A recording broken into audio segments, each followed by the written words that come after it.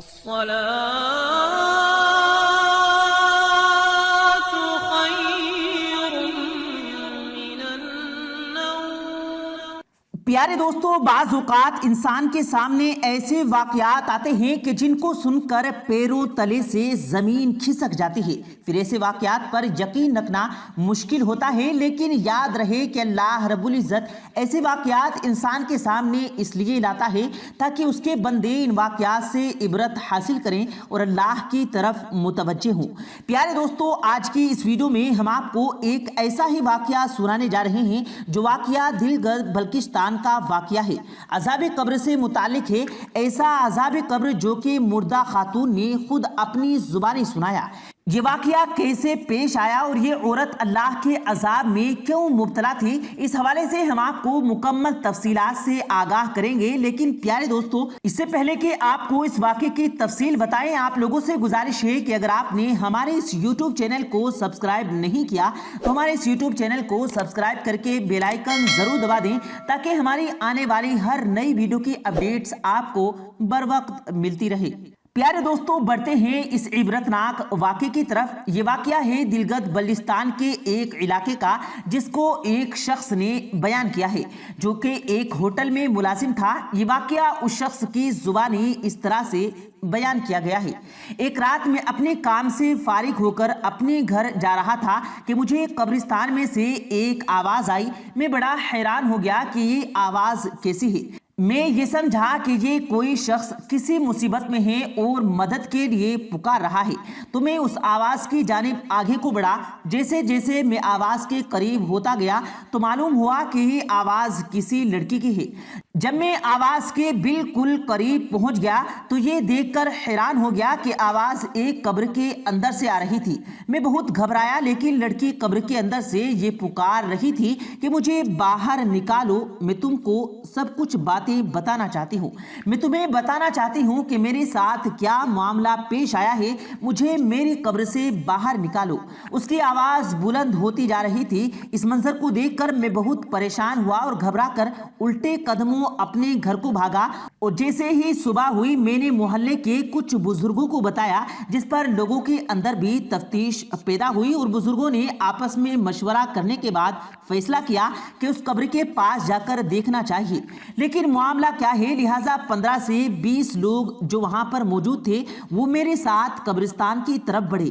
جب ہم سب لوگ قبر کے پاس پہنچے تو اس قبر سے وہی آوازیں آ رہی تھی اور وہ لڑکی مسلسل پکار رہی تھی کہ مجھے قبر سے نکال لو، کہ مجھے قبر سے نکال لو۔ جو بزرگ وہاں موجود تھے ان کے مشورے سے یہ فیصلہ ہوا کہ قبر کو کھودا جائے۔ جب قبر کو کھودا گیا تو پتھر سامنے آ گئے تو اس لڑکی نے دوبارہ پکارا، پتھر ہٹانے سے پہلے مجھے کوئی کپڑا یا چادر دے دو۔ لہٰذا اس کے لیے کپڑے لائے گئے اور وہ کپڑے اور بڑی سی چادر قبر میں دے دی گئی۔ جب اس نے کپڑے پہن لیے تو قبر کو چاک کر دیا گیا۔ جیسے ہی قبر چاک ہوئی تو لڑکی قبر سے باہر نکل کر گھر کی طرف بھاگنے لگی۔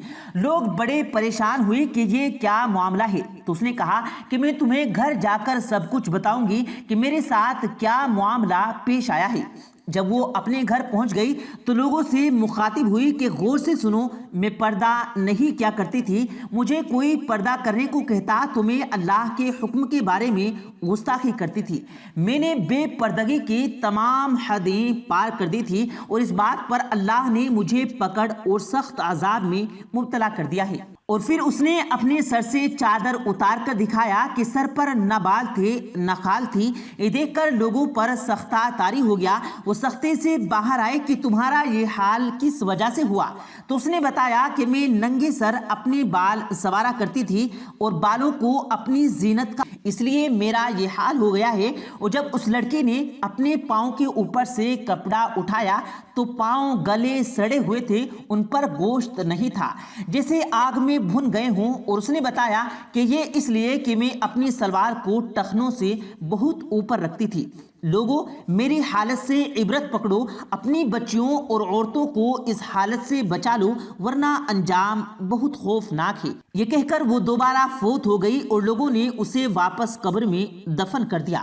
پیارے دوستو، یہ وہ عبرتناک واقعہ ہے۔ اس طرح اللہ نے اپنی ایک گنہگار بندی کی زبانی اپنے عذاب کو بیان کروایا ہے۔ حالانکہ یہ تمام احکامات قرآن و حدیث میں موجود ہیں، لیکن افسوس صد افسوس کہ آج کے مسلمان کو نہ تو قرآن کو پڑھنے کی فرصت ہے اور نہ ہی اس کو سمجھنے کی، اور اللہ کے بندے علماء جو احکامات بتاتے بھی ہیں ان پر عمل نہیں کیا جاتا۔ خدا را اللہ اور اللہ کے رسول صلی اللہ علیہ وسلم کے بتلائے ہوئے احکامات کی پابندی کریں ورنہ اللہ کا عذاب بڑا ہی سخت ہے۔ بے شک اللہ بڑا غفور الرحیم ہے، لیکن جان بوجھ کر اللہ کے احکامات توڑنے پر اللہ معافی نہیں دیتا۔ اللہ تو ان گناہوں کو معاف فرمائے گا جو کہ غیر دانستہ طور پر انسان سے سرزد ہوئے ہوتے ہیں۔ ہم اللہ کا مقابلہ کریں اور پھر کہیں کہ اللہ معاف کرے گا، یہ ہماری غلط فہمی ہے اور شیطانی دھوکہ ہے۔ خدا را اللہ کا مقابلہ نہ کریں، جن احکام کو آپ کا علم ہے ان پر خود بھی عمل پیرا ہوں اور اپنی اولاد کو بھی اس کا پابند بنائیں۔ پیارے دوستو، کیونکہ یہ عذاب اللہ تعالیٰ نے پردے کے حکم کو پورا نہ کرنے پر اس عورت پر مسلط کیا تھا، اس لیے یہاں ضروری ہے کہ پردے کے احکامات پر مختصراً قرآن و حدیث پر روشنی ڈالی جائے تاکہ پردے کے حکم کی اہمیت زیادہ ہو سکے۔ پردہ کرنے کا حکم 5 ہجری میں نازل ہوا، جبکہ رسول کریم صلی اللہ علیہ وسلم نے حضرت زینب رضی اللہ تعالی عنہ کا نکاح کیا تھا۔ نبی کریم صلی اللہ علیہ وسلم نے اس وقت گھر کے دروازے پر پردہ لٹکا دیا اور حضرت انس بن مالک رضی اللہ تعالیٰ عنہ کو، جو اس سے پہلے آپ صلی اللہ علیہ وسلم کے گھر میں بے دھڑک آتے جاتے تھے، آپ صلی اللہ علیہ وسلم نے انہیں بلا اجازت آنے سے منع کر دیا۔ اس موقع پر نازل ہونے والی آیت یہ تھی، جب ان امہات المؤمنین سے کوئی چیز مانگو تو پردے کی اوٹ سے مانگو، سورۃ الاحزاب۔ پیارے دوستو، یاد رہے نظر بازی زناہ کاری پیش خیمہ ہے، اس لیے اسلام میں سب سے پہلے اس پر پابندی لگائی گئی اور مرد عورت دونوں کو یہ حکم دیا گیا کہ وہ اپنی نظریں پست رکھیں اور اپنی عزت کی حفاظت کریں۔ آپ مسلمان مردوں سے کہہ دو کہ وہ اپنی نگاہیں نیچی رکھیں اور اپنی شرم گاہوں کی حفاظت کریں، یہ ان کے لیے زیادہ پاکیزگی ہے۔ سورۃ النور آیت نمبر 30۔ بالکل یہی حکم عورتوں کو بھی دیا گیا ہے۔ آپ مسلمان عورتوں سے کہہ دو کہ وہ اپنی نگاہیں نیچی رکھیں اور اپنی عظمتوں کی حفاظت کریں، سورۃ النور آیت نمبر 31۔ پیارے دوستو، معلوم ہوا کہ پردہ اللہ کا وہ حکم ہے جس کا اللہ رب العزت نے مرد عورت دونوں کو حکم دیا ہے، اور پردے کے بارے میں قرآن پاک میں واضح فرما دیا گیا، جس میں اللہ تعالیٰ اپنے بندوں کو نگاہ تک کی حفاظت کا حکم دیتا ہے۔ لیکن پیارے دوستو، آج کے اس دور میں اللہ کے حکم کو اہمیت نہیں دی جا رہی، اور کیا مرد اور کیا عورتیں سبھی اللہ کے اس حکم کو پامال کرتے نظر آتے ہیں۔ یہی وجہ ہے کہ آج معاشرے کے اندر بہت ساری برائیاں جنم لے رہی ہیں۔ آج اپنے آپ کو دھوکہ دینے کو لکھی بات کو کہتے ہیں کہ پردہ تو دل کا ہوتا ہے۔ خدا را اپنے آپ کو دھوکے میں نہ ڈالیں، دل کو اللہ نے پہلے ہی پردے میں رکھا ہے، اس کو پردے کی ضرورت نہیں ہے۔ پردہ جسم کا ہوتا ہے جس کے مکمل احکام کے بارے میں ہمیں علماء سے پوچھنا چاہیے اور اس پر عمل کرنا چاہیے تاکہ ہم اللہ کے عذاب سے بچ سکیں۔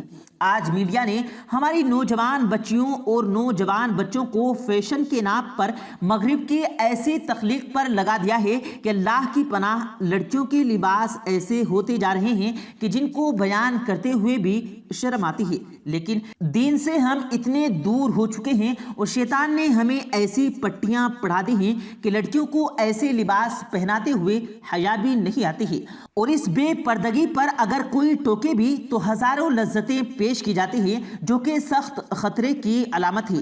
یاد رہے کہ پردہ حیا کا دوسرا نام ہے۔ جب حیا ختم ہو جاتی ہے تو پھر بندہ ہو یا بندی، اس کو پردے کی ضرورت نہیں رہتی، ورنہ حیا انسان کو پردے پر مجبور کر دیتی ہے۔ اللہ سے دعا ہے کہ اللہ تعالی ہمیں اپنے احکامات کے مطابق زندگی بسر کرنے کی توفیق عطا فرمائے، آمین اللہم آمین۔ پیارے دوستو، امید کرتے ہیں آپ کو آج کی ہماری یہ ویڈیو ضرور پسند آئی ہوگی۔ اگر آپ کو یہ ویڈیو پسند آیا ہو تو اس ویڈیو کو دل سے لائک کریں اور زیادہ سے زیادہ لوگوں تک اس ویڈیو کو ثواب کی نیت سے شیئر کریں، اور اس ویڈیو کے بارے میں آپ کی کیا رائے ہے کمنٹ سیکشن میں اپنی رائے کا اظہار ضرور دیں، اور مزید اسی طرح کی روز کی ویڈیو پانے کے لیے ہمارے چینل کو ضرور سبسکرائب کریں۔ ملتے ہیں پھر ایک نئی ویڈیو کے ساتھ، تب تک کے لیے اللہ حافظ۔